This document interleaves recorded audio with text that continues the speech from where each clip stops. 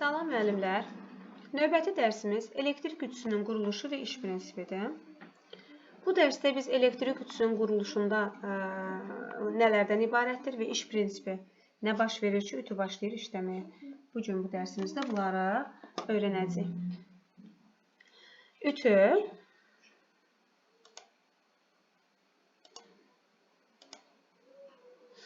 Ütü heç də yaxın zamanların kəşfi deyil. Ütü 17-ci əsrdə icad olub. 17-ci əsrdə. Parçadan hazırlanmış, qırış və əziklərin hamarlanması üçün nəzərdə tutulmuş məişət əşyasıdır. Nə üçün nəzərdə tutulub? Qırış və əziklərin hamarlanması üçün. Yaxşı, bəs elektrik ütüsü nə zaman icad olunub? Elektrik ütüsü 20-ci əsrdə. Deməli, ümumiyyətcə ütü 17-ci əsrdə icad olunub, amma elektrik ütüsü 20-ci əsrdə yaradılmışdı. Elektrik enerjisinin yaranması ilə, baxın, enerjinin yaranması ilə elektrik ütülərinin kütləvi istehsalına başlanıb. Deməli, elektrik ütülərinin kütləvi istehsalına səbəb nə olub? Elektrik enerjisinin yaranması. Rəqəmsal texnologiyaların inkişafı isə ütünü adi qızdırıcı cihazdan daxili elektronika ilə doldurulmuş rəqəmsal aparata çevirdi. Hansı ki, ütünün tənzimləməsi var, temperatur tənzimləyəni ilə temperaturu tənzimləyir. Deməli, rəqəmsal aparata çevirdi. Hansı ki, rəqəmsal texnologiyaların inkişafı. Bu slayda bir göz gəzdirək yenidən. Dedik ki, ümumiyyətcə ütü 17-ci əsrdə icad olunub. Ütü nə üçündür? Qırış və əziklərin hamarlanması üçündür. Bəs elektrik ütüsü nə zaman icad olub? Yaradılıb. 20-ci əsrdə yaradılıb. Elektrik ütülərinin kütləvi istehsalının səbəbi elektrik enerjisinin yaranmasıdır. Hansı ki, rəqəmsal texnologiyaların inkişafı da hansı ki, bu ütünün adi qızdırıcı cihazdan rəqəmsal aparata çevirir. Gəldik ütünün hissələrinə. Ütü su püskürdəndən ibarətdir. Su püskürdən hansı ki, baxın bu gördüyümüz su püskürdəndir. Su tökmək üçün nəzərdə tutulan deşiyi bağlamaq üçün qapaqdır. Deşiyi bağlamaq üçün qapaqdır. Fasiləsiz buxarın hansı ki verilməsini tənzimləyən linkdir bu. Fasiləsiz, yəni istədiyimiz belə deyək, iki buxar şəkli varsa dayanmadan buxar verir, amma ki fasilələrin arasındakı məsafənin çoxluğu, azlığı var burada. Əgər onu da istəmiriksə, burada 5 əlavə buxar vermək üçün düyməmiz var. Əlavə buxar vermək üçün düyməmiz var. 4 suyu püskürtmək üçün düymədir. Baxın bura. Suyu püskürtmək üçün düymə. 6 dəstəkdir. 7 elektrik şnurunu əyilmədən qorumaq üçün borucuqdur. 8 ütünün özülü. Hansı ki 8 ütünün özülüdür. 9 siqnal lampası. Siqnal lampası. 10 baxın, suyu tökmək üçün qab, su üçün qab. 11 ütüləmə temperaturunu tənzimləyən qulp. Baxın, söhbət bundan gedir. Ütüləmə temperaturunu tənzimləyən qulpdur. 12 özünü təmizləmə düyməsi. Hansı ki, hər ütüdə bu özünü təmizləmə düyməsi yoxdur. Rezervuarda suyun səviyyəsini göstərən hansı ki maksimum, minimum. Bir də ki, ütünün altı. Yaxşı, gəlin baxaq. 8 nədir? Ütünün özülü. Bəs 10 nədir? 10 su üçün qab. 11 nədir? 11 temperaturu tənzimləyən qulpdur. Bəs 3 nədir? Fasiləsiz buxar. Fasiləsiz buxar verir. Hansı ki, buxarın fasiləsiz verilməsini tənzimləyən link. 7 nədir? Borucuq. Hansı ki, şnuru, elektrik şnurunu əyilmədən qorumaq üçün borucuqdur. Bəs 1 nədir müəllimlər? Su püskürdə. 2 nədir? Hansı ki biz suyu bura daxil eləyirik. O deşiyi bağlayan qapaqdır. 5 nədir? Buxar vermək üçün, əlavə buxar vermək üçün düymədir. Onun yanındakı da 4. Su püskürtmək üçün düymədir. 14 nədir? Altlıq. 13 nədir? Hansı ki suyun səviyyəsini göstərir maksimum. Bu slaydımız da bu qədər. Ütünün iş prinsipi. Ütünün iş prinsipi gəlin görək. Nədən bəhs edir, necə izah edəcək ütünün iş prinsipini. Deməli, elektrik cərəyanı qızdırıcı elementdən keçir. Qızdırıcı element, bax, qı yazıram burada. Qızdırıcı element, bax, budur, qızdırıcı element. Elektrik cərəyanı qızdırıcı elementdən keçir. Bu zaman ayrılan istilik enerjisi hesabına ütü qızır və üzərinə düşən funksiyanı yerinə yetirir. Deməli, biz şnuru, daha doğrusu çəngəli, ştepsel rozetkasına qoşduqdan sonra başlayır burada qızdırıcı element qızmağa. Bu zaman ayrılan istilik enerjisi hesabına ütünün altı qızır. Və üzərinə düşən funksiya nədir? Qırışların açılmasıdır, parçanın hamarlanmasıdır. Bu kimi işləri yerinə yetirir. Hamımızın yaxşı tanıdığı elektrik ütüsünün prinsipial sxemi. Bax, prinsipial sxem budur. Şəkil 2-də göstərilmişdir.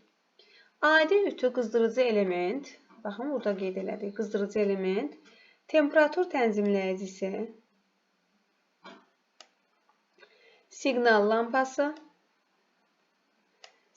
lampası və elektrik çəngəlindən ibarətdir.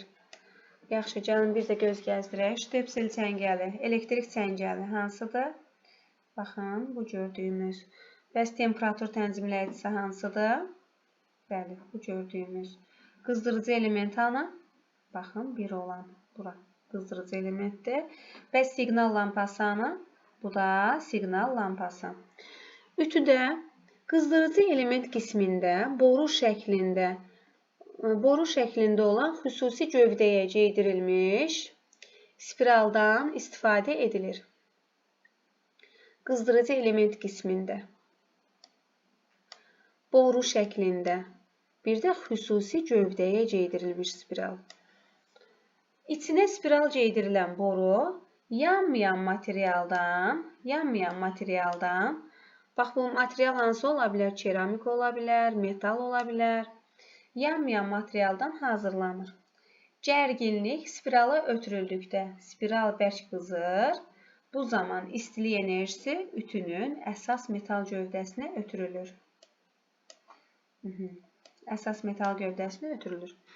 Temperatur tənzimləyicisi ütünün temperaturunun lazımi dərəcədə tənzimlənməsi üçün nəzərdə tutulmuşdur. O, qulpla idarə olunur. Baxın, daha söhbət bundan gedir. Qulpla idarə olunmuşdur. Tənzimləmə ütü ilə iş zamanı temperatur verilən həddən aşağı olanda qızdırıcı elementin qoşulması və yüksələndə açılmasıdır. Baxın, tənzimləmə nədir? Hansı ki biz ütü ilə iş görürük. Temperatur verilən həddən aşağı olanda nə olur? Qızdırıcı elementi qoşulur. Qızdırıcı element qoşulur və yüksələndə də, hansı ki dərəcəsi yüksələndə də, belə deyək də, dövrədən açılır və bu zaman ütü soymağa başlayır. Gəlin görək bu slaydda nə baş verdi? Bu slaydda nə öyrəndik? Biz qızdırıcı elementin və temperatur tənzimləyicisini, siqnal lampasının, bir də elektrik çəngəlinin olduğunu adi ütüdə öyrəndik. Sadə quruluşa malikdir ütü. Prinsipial sxemi göstərilibdir burada. Baxın, burada prinsipial sxemi göstərilib. Deməli, nə baş verir ki, ütü qızır? Hansı ki, gövdədə boru şəklində daxilindən elə bir ki, spiral qeydirilən borudan istifadə olunur. Bu boru da keramikadan və metaldan hazırlanır.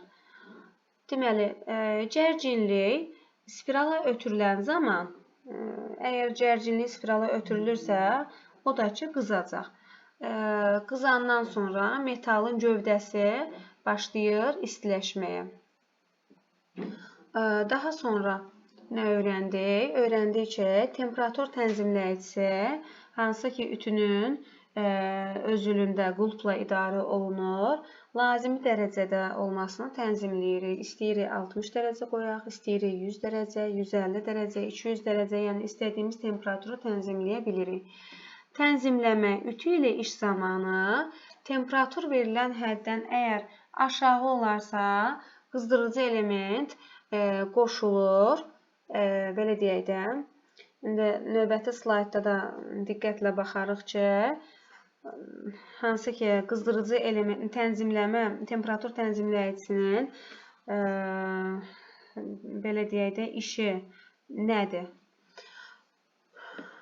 Deməli, tənzimləmə dedik ki, ütü ilə iş zamanı temperatur verilən həddən aşağı olanda qızdırıcı elementin qoşulması, yüksələndə isə açılmasıdır. Bu gördüyümüz şəkillərdən nədən bəhs olunur?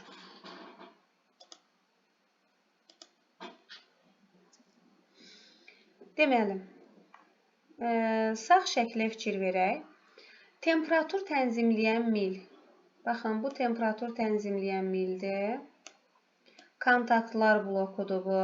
Hansı ki, fikir verək. Bax, bura. Kontaktlar blokudur. Sonra, lövhəciyi qaldıran mil. Qeyd eləyək, bura mil. Lövhəciyi qaldıran mil. Baxın, söhbət bundan gedir. Lövhəciyi qaldıran mil. Bir də bimetal lövhəcik. Bax, bu şəklə diqqətlə baxaq. Ütünün daxilində temperatur tənzimləyən mil, kontaktlar bloku, lövhəciyi qaldıran mil, bimetal lövhəcik. Bunlar var. Hansı ki, bu kontaktlar bloku 4 və 5 2 elastik kontakt lövhəcikdən ibarətdir. Baxın, bu kontaktlar bloku, bax bura 4 və 5 kontakt lövhəcikdən ibarətdir. Bunu da qeyd edirəm. İndi bunun videosunu da sizə göndərəcəm. Ütünü söküb hazırlamışam ki, izah üçün. Deməli, 4 və 5 kontakt lövhəcikdən ibarətdir. Yuxarı kontaktda bimetal lövhəyə dirənən mil bərkidilib. Hansı ki, yuxarı kontaktda bimetal lövhəyə dirənən mil bərkidilib. Mil bərkidilib, söhbət bundan gedir.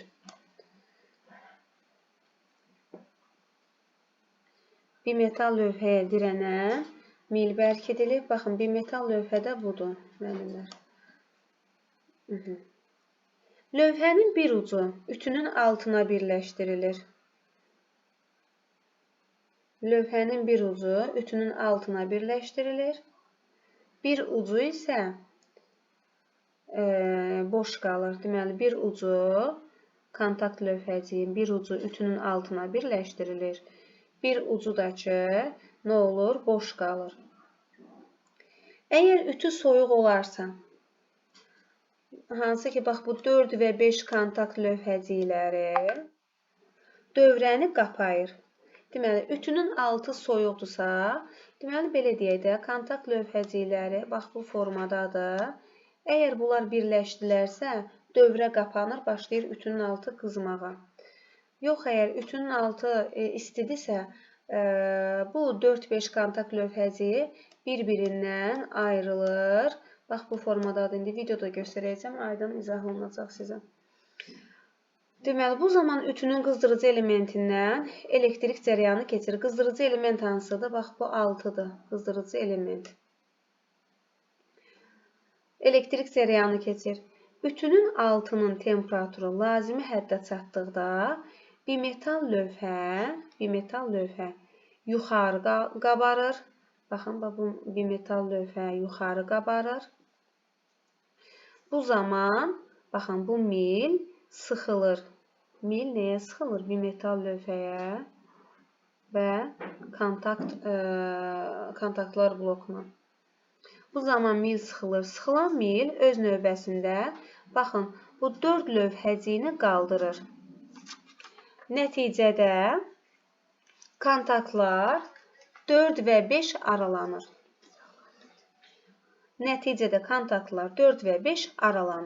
Baxın, daha bu formada. Yəni, dövrədən ayrılır. Zəncir qırılır, belə deyək. Qızdırıcı element dövrədən açılır və ütü başlayır soymağa. Ütü soyuduqda bimetal lövhə, baxın bu, ütü soyuduqda bimetal lövhə, bax bu düzəlir. Düzələndən sonra yenə 4 və 5 lövhəciyi, baxın, 4 və 5 lövhəciyi, söhbət buradan gedir. 4 və 5 lövhəciyi kontaktları qapayır. Bu zaman qızdırıcı elementi yenidən dövrəyə qoşulur və ütü başlayır qızmağa. Yəni, bu proses mütəmadi olaraq təkrar olunur. Bunu bir də mən izah edeyim.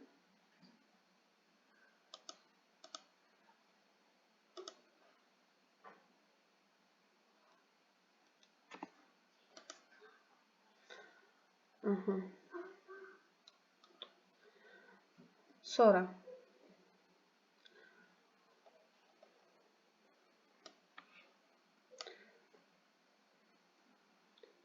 dedik ki, mütəmadi olaraq təkrarlanan bu proses ütü altının temperaturunu tənzimləyən qrupun köməyi ilə lazımi həddə çatdırılır.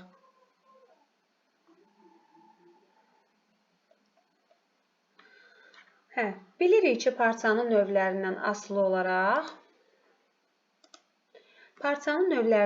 olaraq onların ütülənmə temperaturu dəyişir.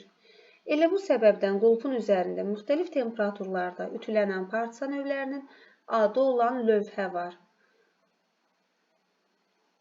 Temperatur tənzimləyicisinin qulpu saat əqrəbi istiqamətində və əksinə fırlanmaq imkanına malikdir. Nəticədə bimetal və kontakt lövhələr arasındakı ara məsafəsi dəyişir. Bu isə ütünün kontaktlarının qapanması və açılması arasındakı vaxta təsir edir. Deməli, bimetal və kontaktlar lövhəsi arasındakı məsafənin dəyişməsi kontaktların qapanıb və açılması arasındakı vaxta təsir edir. Əgər ara məsafəsi azdırsa, onda biz başa düşəcəyik ki, hansı ki, bimetal lövhə kontaktları aşağı temperaturda açır və əksinə məsafə böyüdürsə, onda ütünün altı daha yüksək temperatura qədər qızır. Bir çox ütülərdə siqnal lampası var. O qızdırıcı element şəbəkəyə qoşulanda yanır, açılanda sönür. Verilən temperatur nə qədər aşağıdırsa, siqnal lampasının yanıb sönməsi arasındakı fasilə bir o qədər çox olur. Bu slayddan nə öyrəndik?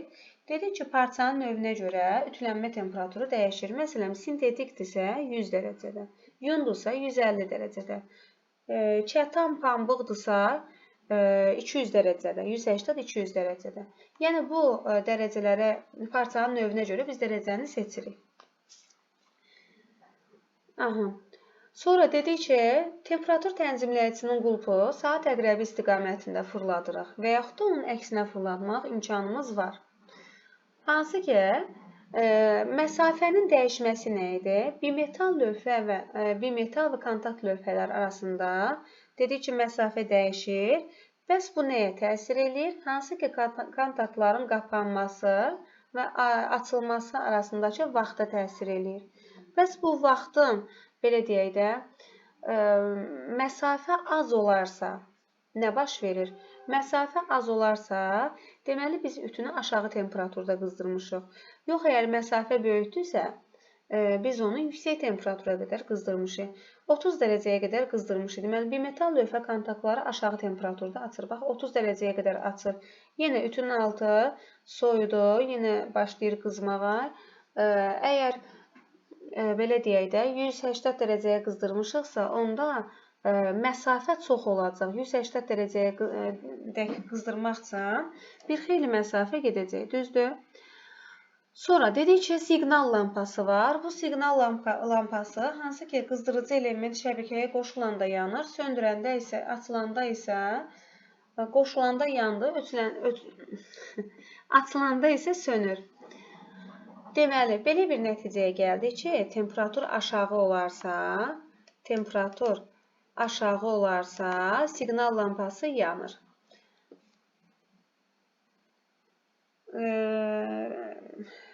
Belə deyək də, aşağı olarsa siqnal lampası tez-tez yanıb sönür.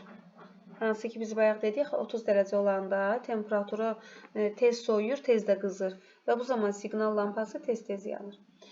Təhlükəsizlik və sanitariya qaydaları. İşə başlamazdan əvvəl elektrik şnurunun sazlığını yoxlamaq lazımdır. Ütü ilə işləyərkən rezin və ya taxta altlıq üzərində dayanmaq lazımdır. Bunu 5-ci sinifdə də keçmişik. Nəm istemalda. Ütünü çəngəlin gövdəsindən tutaraq quru əllə cərəyan mənbəyinə qoşmaq və ayırmaq lazımdır. Bax, çəngəlin özündən, gövdəsindən.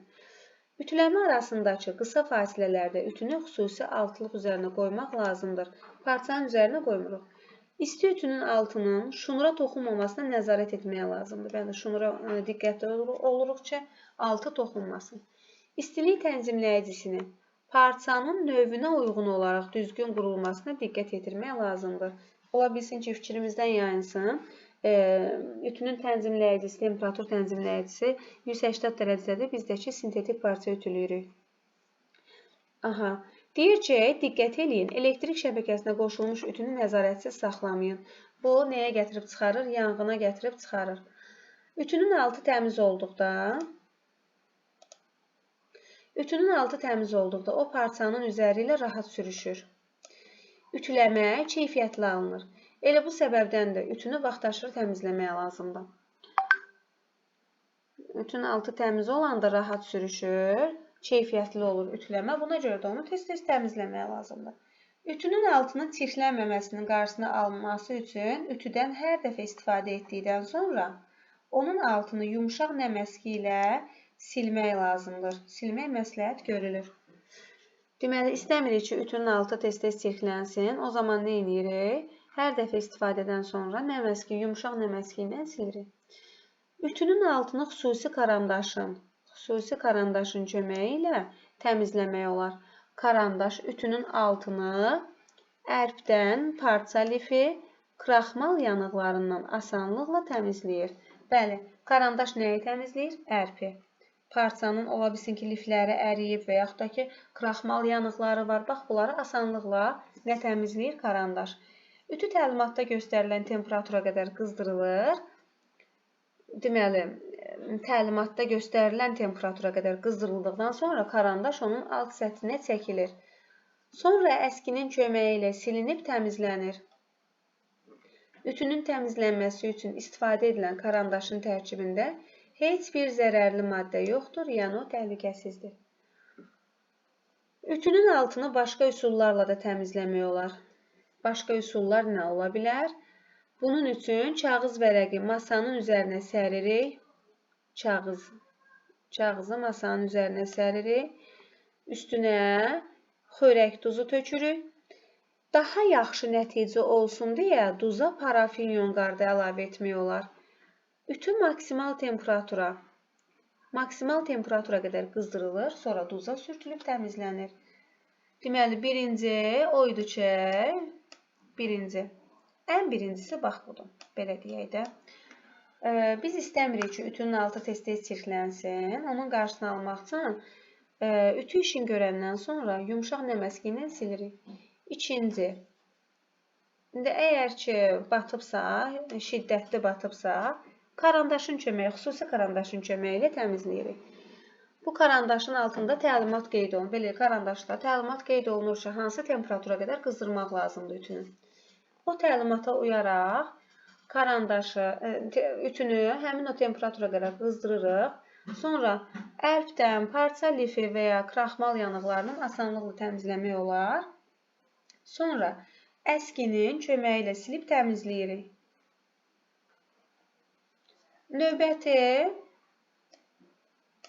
Növbəti duz və parafinlə. Deməli, kağız səririk. Kağızın üzərinə duz tökürük. Sonra, əgər yaxşı nəticə istəyiriksə, duza parafin, yon qarı əlavə edirik.